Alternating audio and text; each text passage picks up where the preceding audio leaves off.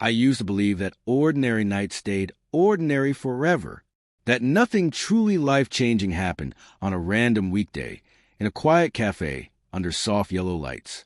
I was wrong.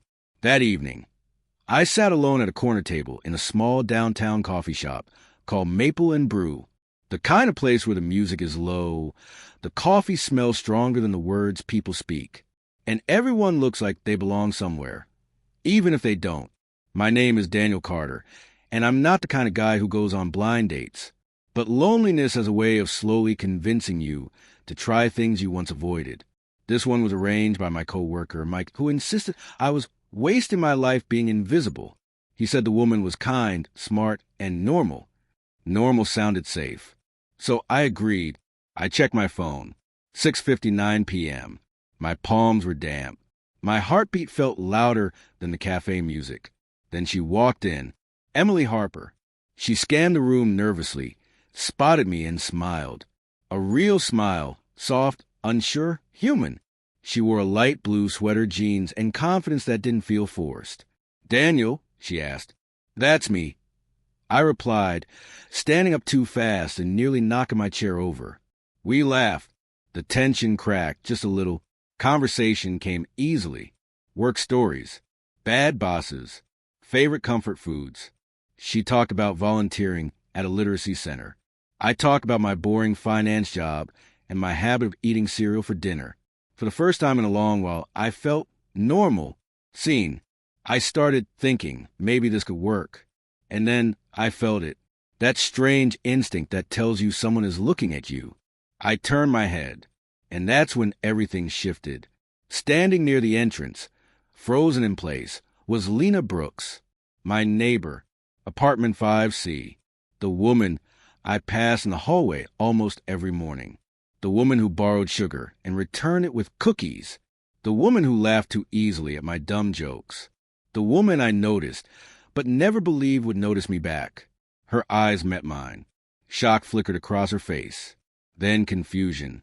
Then something quieter, heavier. She looked at Emily. Then back at me.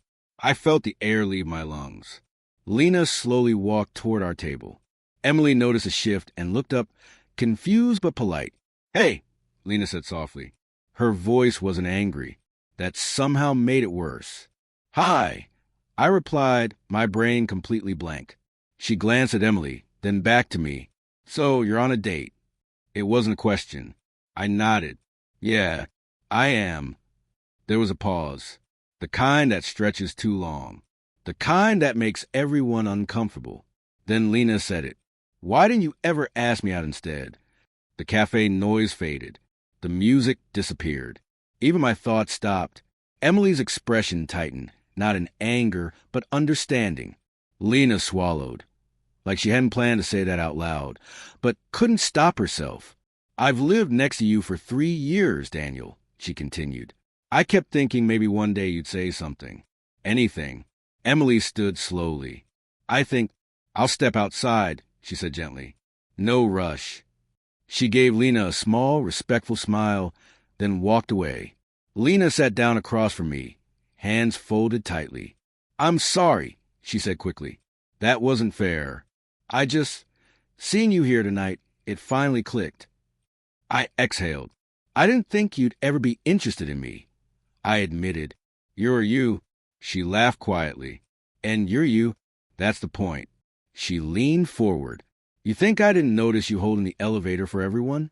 Or helping Mrs. Raymond carry groceries every week? Or leaving coffee gift cards at my door when I was sick?" My chest tightened. "I noticed," she said. "I just didn't think you noticed me."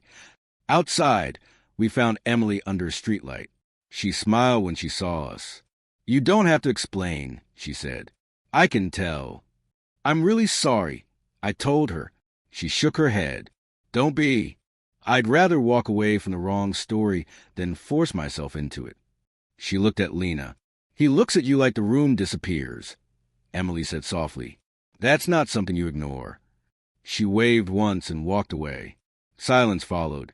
Lena and I stood there, unsure, nervous, honest for the first time. "So," she said, "want to take a walk?" We did. No plan. No destination. Just quiet streets, brushing hands, shared laughter. She told me she'd waited because she was scared. I told her I stayed silent because I thought I wasn't enough. We realized we'd both been wrong. At our building, we stopped in the hallway. Same doors, same walls, different meaning. Tomorrow, she said. Coffee. I smiled. Tomorrow, I replied.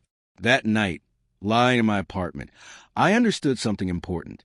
Sometimes life doesn't introduce love dramatically. Sometimes it lives right across the hall, waiting for you to stop being afraid and finally look back. Thank you for watching Classic Stories.